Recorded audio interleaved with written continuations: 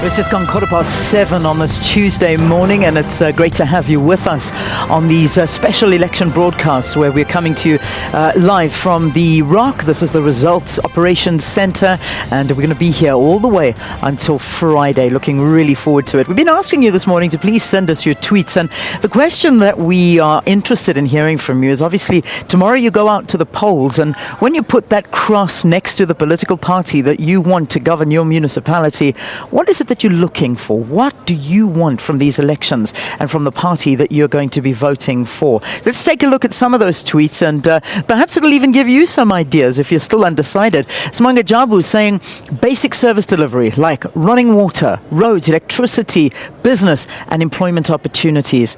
Indeed, I think that's what most people are looking for.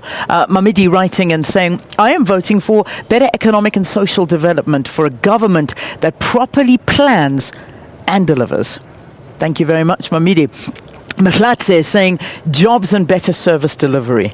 All right, we're seeing a bit of a trend coming through here. So there you go. That's, I think, the last one we've got in this segment. So jobs, better service delivery, that's basically what people are looking for. If you're looking for something different, please let us know. We'd love to hear from you. That hashtag SABC elections. And if you'd like to get hold of us directly, it's at Morning Live SABC. Now, one of those issues or one of those areas, I should say, that really threw things into a little bit of turmoil in the run-up to these elections is an area called Tlokwe.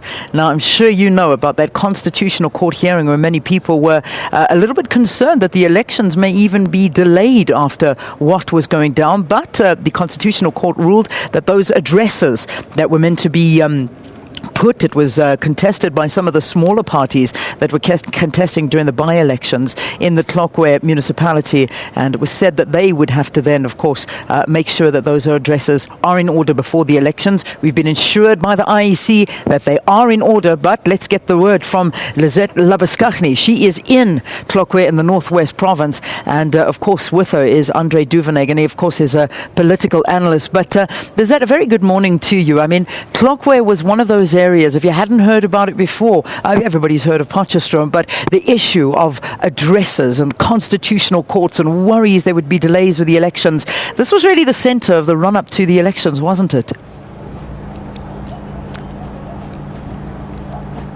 Yes, Leanne, that's indeed correct. We were quite worried here in Potchefstroom that elections here might not actually go ahead. And the independent candidates saying that if they are not happy with the way that addresses are being captured here in Tlokwe, they will go back to court and actually dispute elections here in Tlokwe. Now, the address issue has not really left us here. We are here at one of the voting stations here in town. Now, if you go into this voting station, it looks a little bit different than the ones that you will see right across South Africa. Here you will see a specific box that is marked disputes. Now, if that box is for people that might be in the wrong voting district here, or people that even have not yet come and verify their addresses on the list. And like you said, I am joined this morning by political analyst Professor Andre Duvenhage, and he's going to explain to us a little bit what he believes the impact is going to be about this address issue and how it might impact on the elections here in Tlokwe. Professor Duvenhage, good morning. Thank you very much for joining us again. Can you tell us, we are still seeing a lot of disputes here in Tlokwe. Can you tell us what the impact probably could be? Morning, Lizette. Yes, indeed. Since 2012, we had controversial by-elections, and since then, all elections in this part of the world is controversial. Taking that into consideration, it is not completely clear how the IEC is going to deal with Potchefstroom. Potchefstroom is currently an exception to the general rule. What we have here is we need verified addresses before people can vote. And my understanding is there's still a number of challenges in this regard getting addresses verified.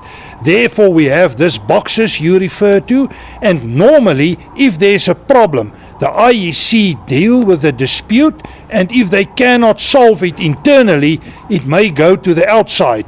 And I've also heard independent candidates and even opposition groups indicating that they are dissatisfied with the process. About the impact, it can have a big impact on the outcome of the process. If the addresses are not verified, we may end up in a situation where this whole election may be nullified and we are not going to continue. That may be an end result. Hopeful that is not going to be the case. My hope is that we can get a free and fair election here, that we can continue and get stability in Tlokwe, Potchefstroom. But again, there's a lot of challenges. And Prof, we are also seeing independent candidates coming in quite strongly in Tlokwe, and also the EFF that are making grounds. How do you see the outcome of the elections and possible results? You're quite right, the political environment changed a lot. The independent candidates is a very strong factor in Potchefstroom with David Kam and others. My understanding is that they have a bit of conflict with the EFF in this part, and as a result it's not clear. We know the support base of the EFF in general terms around 8%, sometimes above 10% in certain areas, so it's going to have an impact. On the other side, we need to take into consideration that with the amalgamation of Ventersdorp, that will be to the advantage of the ANC. At this point, my assessment is that the outcome, if there's going to be an outcome, will be to the advantage of the ANC, but most probably with a close margin. Thank you, Leanne. That was, of course, Professor Andre Duvenhage, political analyst here at the Northwest University.